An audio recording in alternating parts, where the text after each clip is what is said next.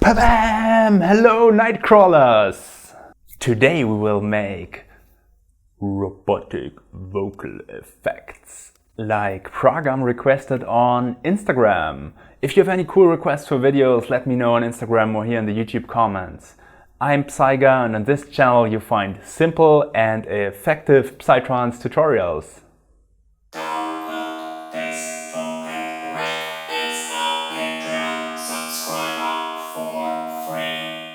Yo, let's get started.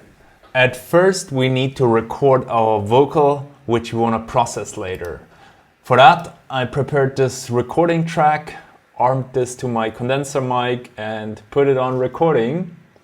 And as we want to create some machines, some robots, I will speak a little bit more robotic for the recording. So let's go.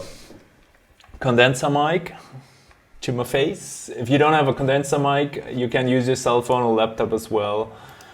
No problem. Welcome to this YouTube channel. Subscribe for simple and effective Psytrance tutorials.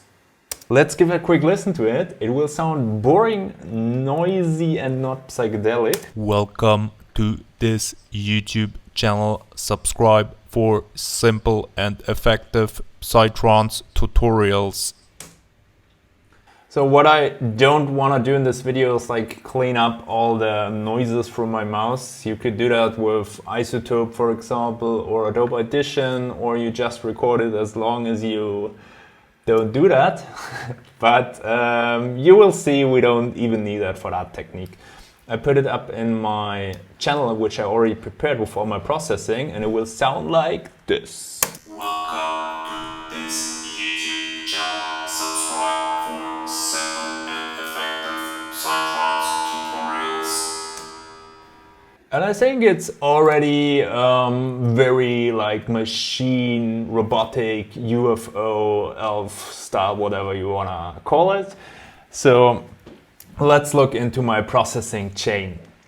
The first thing in my processing chain is cleaning up the vocal. So what I do here is I remove the low end because, for example, if I want to use that vocal in my track, then I don't want to have it conflicting with the bass and the kick. Then I have an de-esser on it. But you will see it doesn't change a lot on this vocal, and you could then go even deeper and clean out certain frequencies you don't like. Then I have my processing chain, which I will explain in a second, and I have some post-processing I do. Let's turn off everything for now, because the first thing which I think is really important on vocals, make them wet. So this is a send here, and on the send I put a very large reverb. So if we already have this reverb on, then you will, if you will listen to this, then you will hear that this already sounds way better than before. Welcome to this YouTube channel. Subscribe for... Reverb is fucking important if you want to have good vocals. Then now we turn off the pre-processing. As explained, I take some of the low end out and I'm using a de-esser. De-esser basically removes this sh and the s sounds from your vocals. I put it on a bit bigger ratio and not like completely wet, but almost. Usually I don't go 50 on most things because I think that's something for sense, but here I thought it sounded the best like this. Short attack, a little bit longer release. You just need to play around and find a good spot. And welcome to this YouTube channel. Subscribe for simple and effective site. So as you hear, by taking out the low end, the vocal already gets a little bit thinner. You can influence that already in the recording. I recorded it with a lot of proximity. I think it may be better for one of those sounds if you play around with the distance and may get a little bit further away. But as you have heard on the whole processing, it still works. So let's get to the really important steps here. And this is my processing chain. I will go from the least important elements to the more important elements. So the least important is, in my opinion, is saturation. It just colors the voice a bit, and I put on Saturn here with some tapes like old tape and warm tape, and I think I hear a little bit breakdown on the lows, and you can influence it by pulling down and up the band. So I reduced also the lower band here. I reduced a bit the mid band, and I pushed the high band to kind of like get a little bit thinner vocal. This YouTube channel, subscribe for simple and But if you don't have Saturn, you can use the Ableton saturator.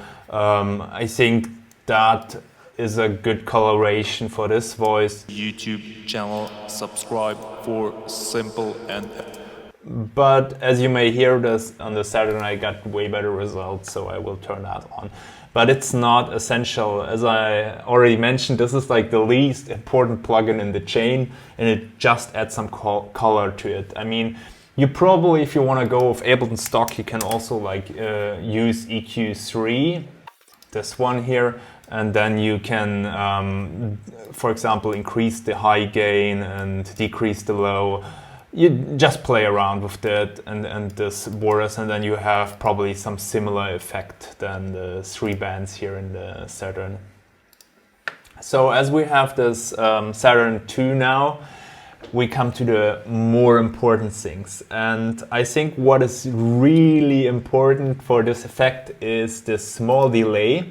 I showed the small delay already in my drums, in my psychedelic drums tutorial, and I think it's super, super powerful for any psychedelic effect, because this small delay, especially if you put it here on a parallel processing, so that 50% of your dry signal goes through and 50% of this wet signal goes through, then you will get something like a comp filter where you have the wet signal phase cancelling the dry signal, and this sounds then like this. Welcome to this YouTube channel. Subscribe for simple and effective Psytrance tutorial. Also make sure that you crank up the feedback like crazy, because without the feedback it doesn't sound like that. This YouTube channel, subscribe for simple and effective.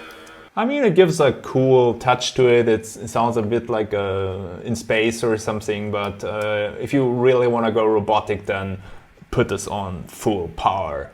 And then here you can go somewhere between like 2 milliseconds and maybe like 50. If you go too high, you will get more this kind of like delayed effect. So if I go, for example, like for 260, then because then your brain is able to tell the delay apart from the original signal.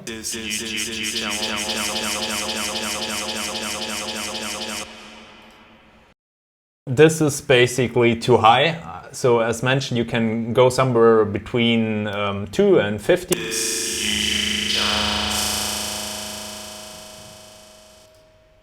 With that setting, you get a little bit more of a glitched vibe, and if you go lower, then you get a little bit more of a resonant vibe. But I think 12.5 was a really nice setting for my voice. You have to play around. If you're female, then you might need different settings because your voice has a different timbre to it. So that's our most important plugin number 1 for this effect. And now we come to our most important plugin number 2 for this effect, and it's the frequency shifter. And it's one of the Ableton stock plugins which I really, really enjoy, because you can do a lot of really cool psychedelic effects with it. And I put it on ring mode here, and I think up to like 300 Hertz sounded really cool, but we can go through that. And then I put it on 100% wet here. So let's listen to it. This YouTube channel, subscribe for simple and effective. This YouTube channel, subscribe for. It makes it a little bit more rough, and I think that's pretty good for that effect with the delay together. So if we turn it up a little bit higher. So 200 is also pretty cool, but if we go too low, I think it loses a bit of the effect. So yeah, maybe let's stay with 200. That was pretty dope. So that's our effect chain. It's these 3 simple plugins, or mostly like those 2 here. And you can play around with all the settings in here. You could also maybe try, instead of the ring here, to go with random here. That also makes some pretty cool effects. But I have chosen to do the ring modulation here because I think it has that, it benefits that robotic effect here. And now we come to the post-processing. Let's have a quick listen first without. And I want you to take a look in Span. Voxengo Span is a free spectrum analyzer, and if we look at our processing here, without the processing, YouTube channel, we have cleaned up the low end here, but when we turn on, especially the ring modulation influences this, we get a lot of like low information here, which we don't want to have in our vocal. So if we put on an EQ here and give it another post EQ low cut here, then you see when we cleaned up the low end here. And what else did I do here?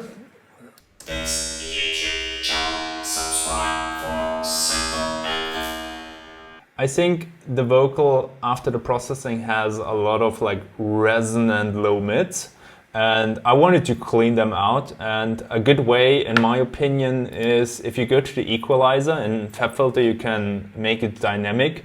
If you use Ableton, I don't know, maybe you can go with a compressor, but here go on Make Dynamic, and then you get a dynamic EQ, and this basically then goes with your frequencies. So if they're a little bit higher, then it dampens them, and it's a little bit like multi-band compression, but I think it's more to the point, more, how you say, like more surgical.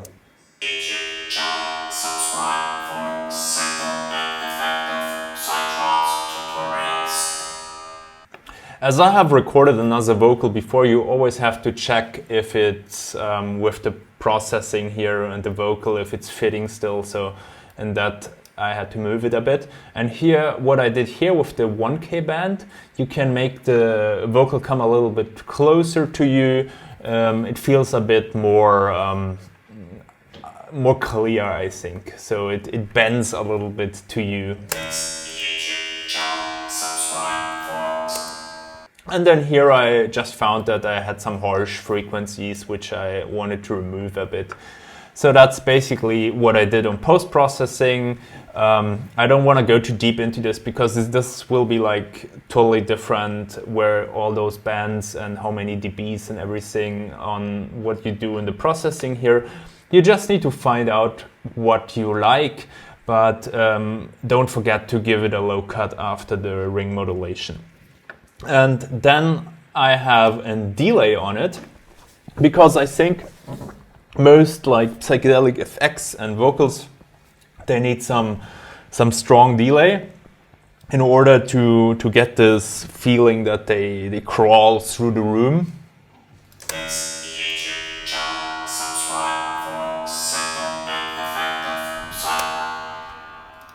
What you can do, you can automate, for example, the feedback here, and then go wild on that and on the end here, so that it really goes out. The vocal kind of like.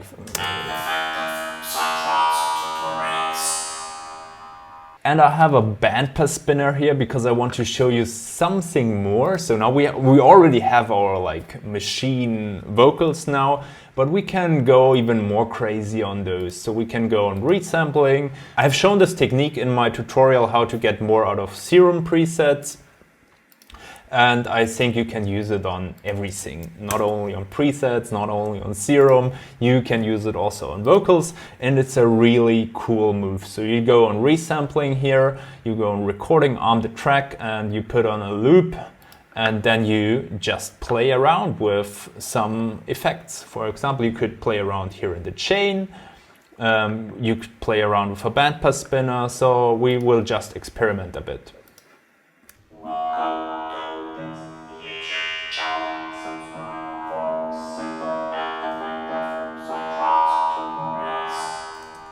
So that could be cool. Then it's a little bit more subtle. If you want to use it in the background, then what else could we do? We could play around maybe here with the delay time, which will give us really cool effects.